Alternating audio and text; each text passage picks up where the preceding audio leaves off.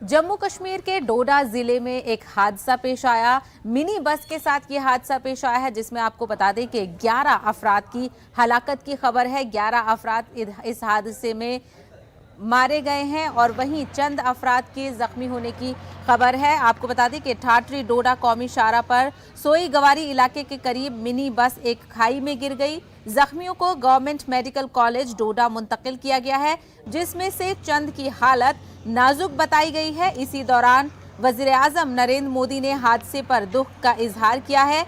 वज़ीर-ए-आज़म ने महलूकीन के लवाहिकीन को फीकस 2 लाख रुपए एक्स ग्रेशिया का ऐलान किया है, जबकि जख्मियों को फीकस 50,000 रुपए दिए जाएंगे।